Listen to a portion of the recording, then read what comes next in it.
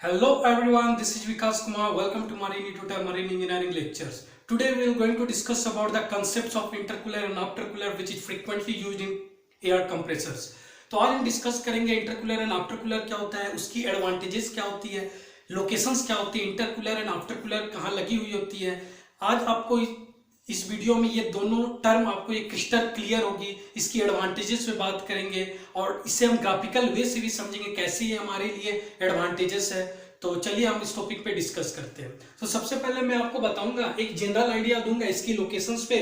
तो इसकी लोकेशंस के लिए मैं एक डायग्राम बनाऊंगा और डायग्राम हमारा मेन एयर कंप्रेसर्स लाइन की एक छोटी सी डायग्राम होगी। सपोज ये हमारी मेन एयर कंप्रेसर्स लाइन की डायग्राम है। तो यहाँ पर हमारी जो होती है ये हमारी सिंगल स्टेज कंप्रेसर्स होती है। तो सपोज ये हमारी सिंगल स्टेज कंप्रेसर्स होती है। मैंने इससे पिछले वीडियो में आपको बताया था सिंगल स्टेज कंप्रेसर्स की डायमीटर बिगेस्ट होती है, सेकंड स्टेज जो होती है उसकी इंटरमीडिएट डायमीटर होती है एंड थर्ड स्टेज जो होती है, अगर थ्री स्टेज कंप्रेसर्स की बात करें तो थर्ड स्टेज जो होती है हमारी लास्ट स्टेज होती है उसकी स्मॉलेस्ट डायमीटर होती है। इसकी मैंने रीजन ही बताया था। सपोज ये हमारी फर्स्ट स्टेज कंप्रेसर्स है। तो ये कंप्रेसर्स के बाद हमारा ये इंटरकूलर में जाएगी और यहाँ पर हमारी इंटरकूलर की लोकेशंस होती है। और ये हमारा फिर सेकेंड स्टेज कंप्रेसर में जाएगी जो कि उसकी D1 जो होगी ये ग्रेटर होगी एज कंपेयर टू D2। फिर अगेन हमारा इंटरकूलर होगी, फिर अगेन हमारी थर्ड स्टेज पर हमारी ये जाएगी, फिर आफ्टर दैट हमारी आफ्टर कूलर रहेगी, फिर इसके बाद हमारी रिसीवर या हमारी एयर स्टार्टिंग बोतल बोल सकते हो हमारी रहती है। तो ये हमारी आफ्टर कूलर है। तो अगर हम बात करें लोकेशंस की तो आप देख सकते हो जो इंटरकूलर जो होती है प्लेस्ड बिटवीन टू सक्सेसिव और मल्टी स्टेज कंप्रेसर्स के बीच में हमारी इंटरकूलर लगी हुई होती है। एंड आफ्टर कूलर जो होती है जो फाइनल डिस्चार्ज प्रेशर जो होती है और जो हमारी एयर रिसीवर और हमारी एयर स्टार्टिंग बोतल जो होती है उसके बिटवीन लगी हुई होती है। मींस इंटरकूलर जो है हमारी दो कंप्रेसर्स के बीच लगी हुई होती है और जो हमारी आफ्टर कूलर जो है वो लास्ट स्टेज जो होती है कंप्रेसर्स की। सपोज ये मैंने थर्ड स्टेज लिया है तो हमारी लास्ट स्टेज है, मींस हमारी थर्ड स्टेज जो कंप्रेसर्स है उसकी आउटलेट पे जो डिस्चार्ज प्रेशर हो रहा है उसकी आउटलेट और हमारी एयर स्टार्टिंग के बीच में हमारी लगी हुई होती है। तो मैं बताऊंगा ये यहाँ पर क्यों लगी हुई होती है और इसकी यहाँ पर्पजेस क्या होती है। इंटरकूलर एंड आफ्टरकूलर की मैंने पोजिशंस बताया, लोकेशंस बताया। अब हम डिस्कस करेंगे कैसे हमारी इंटरकूलर अरेंजमेंट में जो हमारी हॉट एयर जो आती है वो हमारी कोल्ड एयर ट्रांसफर होती है without change in pressure. Means हमारी कांस्टेंट प्रेशर पे वो हमारी जो हॉट एयर होती है वो चेंज एयर कोल्ड एयर में चेंज होती है। तो अगर सपोज अगर मैं ये इंटरकूलर लेता हूं और इसकी डायग्राम की रेशियो मैं यहाँ पर बड़ा करके आपको दिखाता हूँ एक्सप्लेनेशन के लिए। सपोज ये हमारी अरेंजमेंट है, इंटरकूलिंग अरेंजमेंट है। ओके तो इंटरकूलिंग अरेंजमेंट हो सकती है, बोल सकते हैं हमारी हेडर है जहां पर इंटरकूल होगी। ओके तो ये हमारी पाइपलाइंस है जहां हमारी वाटर फ्लो होगी। ओके ये हमारी पाइपलाइंस है। ओके और ये आप जो देख रहे हो ये मैंने जो लाइन बनाया ये हमारी बैफल्स है। बैफल्स हमारी जो हीट ट्रांसफर जो होगी वाटर एंड एयर में वहां पर हमारी ये हेल्प करती है, हीट ट्रांसफर इंक्रीज करती है बैफल्स के थ्रू, जिससे हमारी जो ट्रांसफर एरिया जो होती है वो हमारी इंक्रीज होती है और जो ट्रैवलिंग एरिया जो होती है वो हमारी इंक्रीज होती है। सपोज अब यहाँ पर हमारी जो है ये हमारी कोल्ड वाटर जो है ये हमारी कोल्ड वाटर इनलेट है। ओके तो यहाँ से हमारी कोल्ड वाटर इनलेट है और ये जो हमारी है ये हॉट वाटर इनलेट है, तो हॉट एयर इनलेट है हमारी, ये हॉट एयर इनलेट है और ये हमारी कोल्ड वाटर इनलेट है। ओके तब यहाँ पर क्या होगा, सपोज यहाँ से हमारी हॉट एयर इन होगी और ये हमारी ऐसे ट्रेवल करेगी, ये हमारी एयर है और ये हमारी बोल सकते हैं ये हमारा कोल्ड एयर होगी। ओके और जो वाटर जो होगी यहाँ पर हीट एक्सचेंज होगी, वाटर और ये हमारी वाटर और इसकी हमारी हीट एक्सचेंज होगी और ये जो वाटर जो होगी ये जो हमारी वाटर जो होगी ये हॉट वाटर होगी।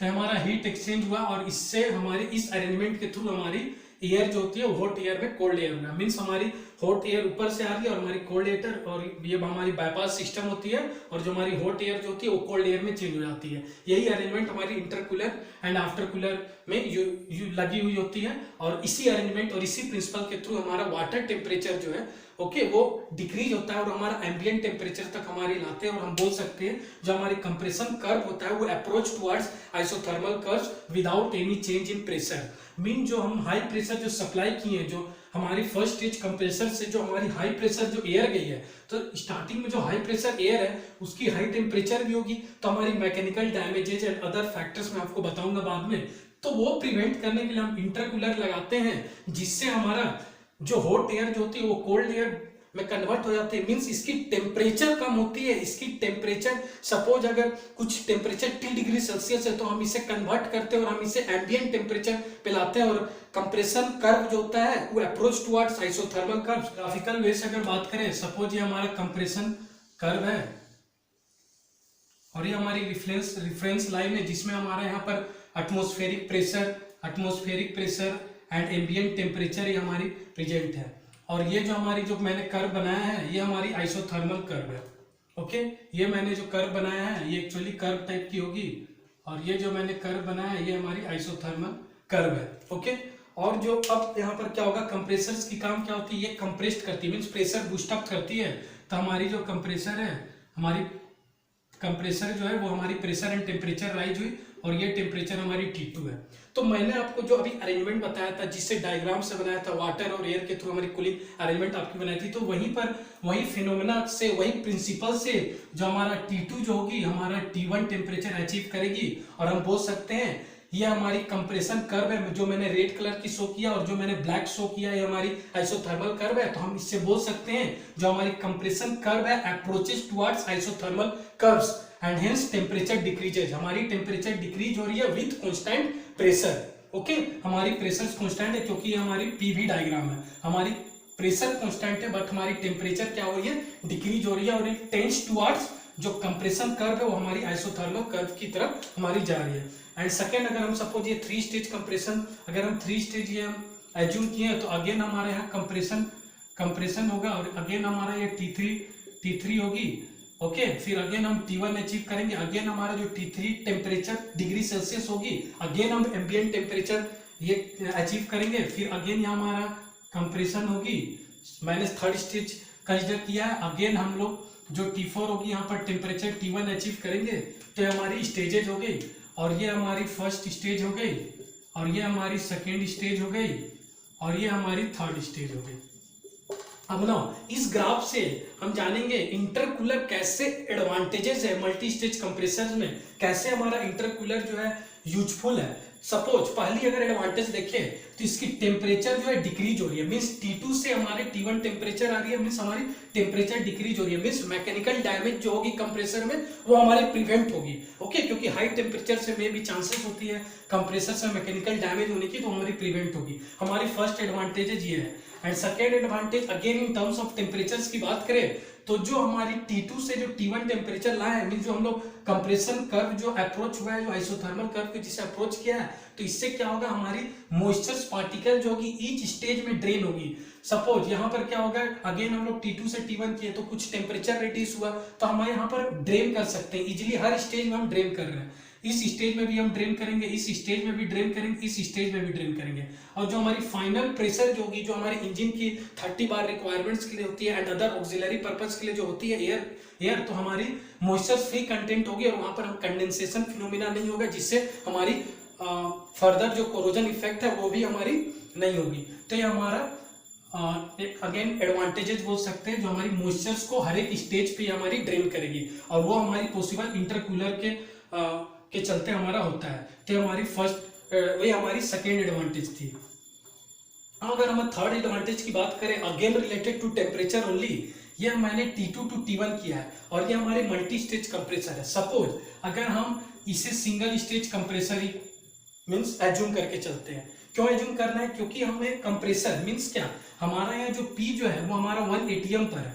ओके, टेम्परेचर जो हमारा एम्बिएंट टेम्परेचर मीन्स 300 केल्विन पर है, और हमें प्रेशर राइज करना है 30 बार, मैक्सिमम प्रेशर जो कंप्रेसर में हमें राइज करना है 30 बार, क्योंकि वो इंजन स्टार्टिंग सिस्टम के लिए हमारा यूज होता है। तो 30 बार प्रेशर यूज करने के लिए अगर हम as per thermodynamics law P1 by means T1 by T2 is equal to P1 by P2 whole power n-1 by n, that is n which implies polytropic index के formula के through अगर हम temperature find करेंगे तो हमारी जो T2 जो आएगी वो हमारी 450 डिग्री सेल्सियस होगी, और ये जो मैंने आपको फॉर्मूला बताया ये सिंगल स्टेज कंप्रेसर्स के लिए अप्लाई होता है।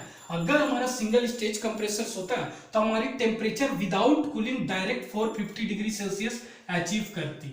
ओके, ये डायरेक्ट अचीव करती, ये जो 450 डिग्री डायरेक्ट अचीव करती, यहाँ पर कोई हमारी कूलिंग मीडिया प्रोवाइड नहीं होती।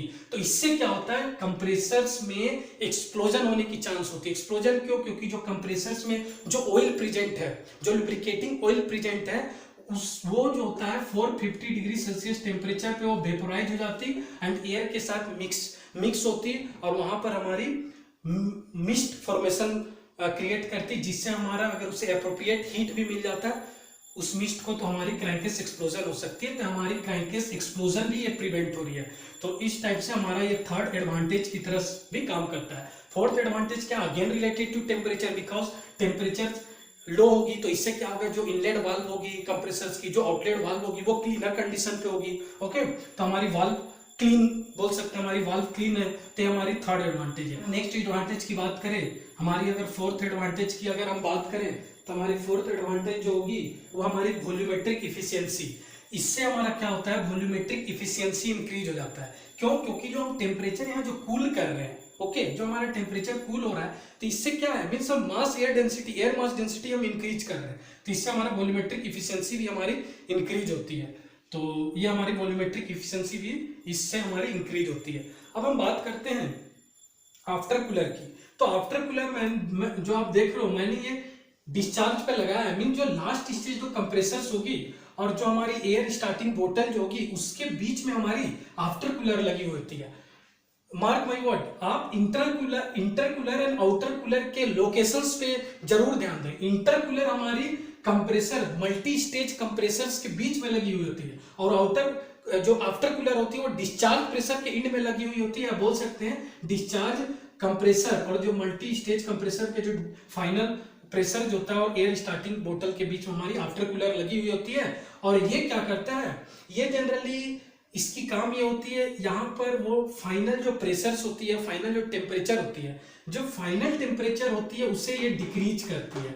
मींस इससे क्या होगा, कूल कर रही है, तो इससे हमारी एयर मास डेंसिटी क्या होगी, एयर मास डेंसिटी क्या होगा, इंक्रीज करेगी। तो एयर मास डेंसिटी इंक्रीज करेगी मींस हमारा क्या होगा, जो एयर स्टार्टिंग बोतल, ओके, जो बोतल जो होगी, एयर बोतल जो होगी उसकी जो साइज होगी वो रिड्यूस होगी। तो इससे मींस हमारा क्या होगी, पावर बाय वेट रेशियो हमारी इंक्रीज होगी और इससे हमारी वॉल्यूमेट्रिक इफिशियंसी भी इंक्रीज होगी। तो हमारी जो आफ्टर कूलर की काम क्या होती है, ये एयर मास डेंसिटी को ये हमारे इंक्रीज करता है by cooling the discharge air. जो हमारी एयर डिस्चार्ज होती है उसे वो कूल करती है, इससे हमारी मास एयर डेंसिटी हमारी इंक्रीज होती है, जिससे हम जो होता है, जो स्टार्टिंग जो एयर बोतल जो होती है उसकी साइज रिड्यूस होती है और उसकी साइज रिड्यूस होगी तो पावर बाय वेट रेशियो हमारा इंक्रीज होगा, जिससे हमारी डायरेक्टली वॉल्यूमेट्रिक इफिशियंसी भी हमारी इंक्रीज होती है। तो ये हमारी बहुत ही इंपॉर्टेंट फंक्शंस होती है आफ्टर कूलर की। ओके, और तो ये हमारी मीन्स फाइनल एयर टेम्परेचर्स को ये हमारी मेंटेन करती है और हमारी रिड्यूस करती है। ओके, तो ये हमारी आज का लेक्चर्स थी इंटरकूलर एंड आफ्टर कूलर। अगर आपको इस लेक्चर्स में कहीं डाउट लगता है तो आप नीचे कमेंट बॉक्स में कमेंट कर सकते हैं या मेरे इंस्टाग्राम में मैसेज कर सकते हैं। And thank you for watching this video.